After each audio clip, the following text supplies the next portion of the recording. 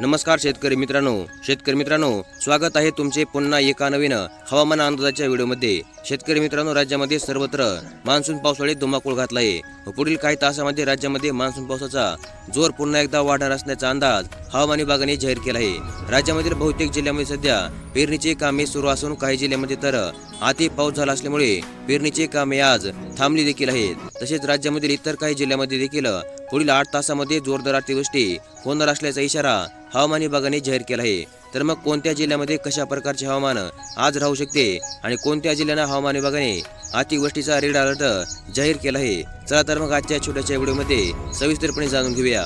तर मग चला व्हिडिओला सुरुवात करूया। तर मग शेतकरी मित्रांनो, राज्याच्या बहुतांश भागामध्ये दाखल झाल्यानंतर मान्सूनची चाल ही थबकली आहे। विदर्भामध्ये पावसाची प्रतीक्षा कायम असताना राज्यामध्ये पावसाचा जोर कमी झाला आहे। आज म्हणजे 16 तारखेला राज्यामध्ये तुरळक ठिकाणी वादळी पावसाचा इशारा म्हणजे येलो अलर्ट हवामान विभागाने जाहीर केला आहे। राज्यामध्ये ऊन सावल्यांच्या खेळामध्ये पावसाच्या सरी पडत असल्या तरी उन्हाचा चटका आणि उकाडा तापदायक सध्या देखील ठरत आहे। शनिवारी म्हणजे 15 तारखेला सकाळपर्यंतच्या 24 तासामध्ये कोकण, मध्य महाराष्ट्र, मराठवाड्यामध्ये काही ठिकाणी तर विदर्भामध्ये तुरळक ठिकाणी हलक्या ते मध्यम स्वरूपाच्या सरी कोसळल्या। ढगाळ हवामान, उन्हाचा चटका, घामाटा काढणारा उकाडा, दुपारनंतर वादळी वारे, विजांसह पावसाच्या सरी अशा अनेक स्थिती राज्यामध्ये काही ठिकाणी सध्या अनुभवायला मिळत आहे। पावसाची उघडीप असलेल्या भागामध्ये उन्हाचा चटका आणि उकाडा कायम आहे।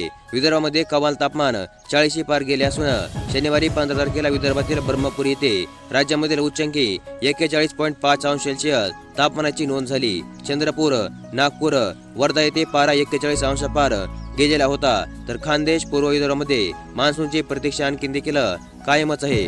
आज म्हणजे 16 तारखेला राज्यामध्ये तुरळक ठिकाणी वादळी वारे, विजांसह पावसाचा इशारा देखील हवामान विभागाने जाहीर केला आहे। याबरोबरच नैऋत्य मोसमी वाऱ्यांनी संपूर्ण कोकण, मराठवाड्यामध्ये आणि मध्य महाराष्ट्राच्या बहुतेक भागामध्ये मजल मारली आहे। बुधवारी म्हणजे 12 तारखेला विदर्भात वाटचाल करणारा मान्सून अमरावती आणि चंद्रपूर पर्यंतच्या भागापर्यंत धाव ठोकली आहे। यानंतर मात्र मान्सूनची चाल मंदावलेली असून शनिवारी 15 तारखेला मान्सूनची कोणतीही प्रगती पाहायला मिळाली नाही। मोसमी वाऱ्यांच्या प्रगतीसाठी आणखी 2 ते 4 दिवस वाट पाहावी लागणार असा देखील हवामान विभागाने अंदाज जाहीर केला आहे। तर मग शेतकरी मित्रांनो, राज्यामध्ये कोकण, मराठवाडा आणि पश्चिम महाराष्ट्रामध्ये मान्सून पावसाने जोरदार हजेरी लावली असताना राज्यामधील विदर्भ आणि खानदेशामध्ये मान्सून पावसाची सध्या देखील शेतकऱ्यांना प्रतीक्षा लागली आहे। तर मग अशा प्रकारचे एक अत्यंत महत्त्वपूर्ण अशी अपडेट आज आपण या व्हिडिओमध्ये पाहिली आणि अशाच प्रकारच्या हवामान अंदाजाबद्दल अपडेट जाणून घेण्यासाठी आपल्या चॅनलला लगेचच सबस्क्राईब करून ठेवा।